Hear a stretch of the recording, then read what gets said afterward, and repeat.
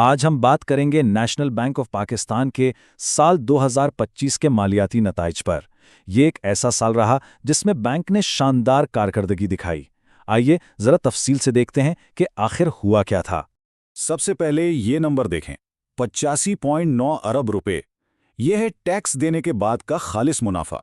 ये वो एक हिस्सा है जो आप कह सकते हैं पूरे साल की कहानी बता रहा है। अच्छा, ये सारी मालूमात आई कहाँ से हैं? ये सब कुछ बैंक के अपने जारी किए हुए सरकारी ऐलानात से लिया गया है, ताकि ये यकीनी हो कि हम सिर्फ और सिर्फ मुस्तनद हक़ाइक़ पर ही बात कर रहे हैं। तो सवाल ये पैदा होता है कि बैंक ने इतना बड़ा मुनाफा कमाया कैसे। अगले हिस्से में हम यही जानने की कोशिश करेंगे कि इस रिकॉर्ड तोड़ परफॉर्मेंस के पीछे आखिर था क्या।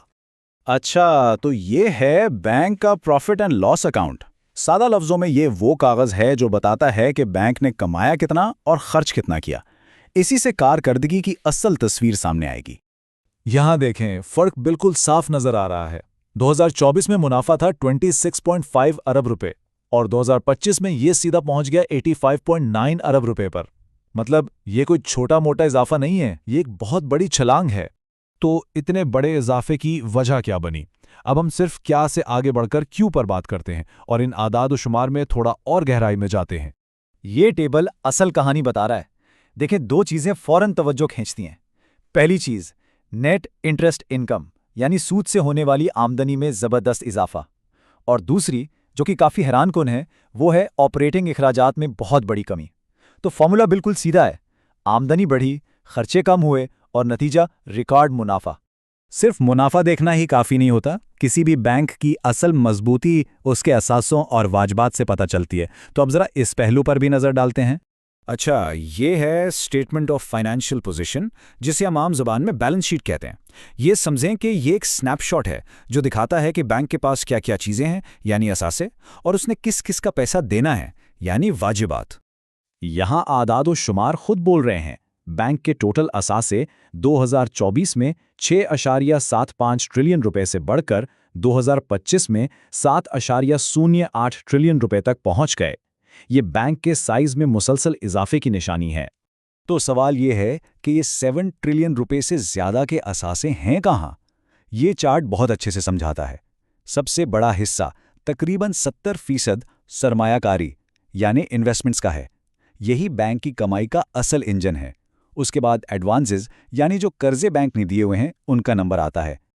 अब तस्वीर का दूसरा रुख देखते हैं।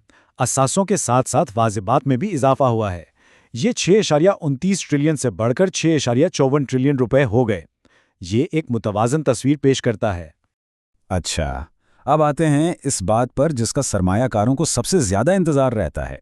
बैंक की ये ज़बरदस्त परफॉर्मेंस आखिर इसके मालिकान यानी शेयर होल्डर्स के लिए क्या लाई? बैंक ने हर शेयर पर 35 रुपए के बहुत बड़े कैश डिविडेंड का ऐलान किया है। ये एक बहुत बड़ा डिविडेंड है और ये जाहिर करता है कि बैंक अपना मुनाफा अपने सरमायाकारों के साथ बांट रहा है। और ये नंबर है अर्निंग्स पर शेयर या ईपीएस। इसका सीधा मतलब ये है कि बैंक ने अपने हर एक शेयर पर कितना मुनाफा कमाया। 2025 में ये तकरीबन 40 रुपए बनता है। ये चार्ट देखें, ये पूरी कहानी को एक नज़र में बयान कर देता है। 2024 में फी शेयर आमदनी सिर्फ 12 रुपए से कुछ ज्यादा थी।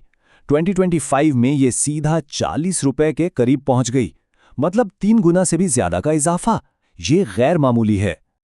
तो चलें अब तक की सारी बात को समेटते हैं। इस पूरी कारकर्दगी का निचोड़ क्या है?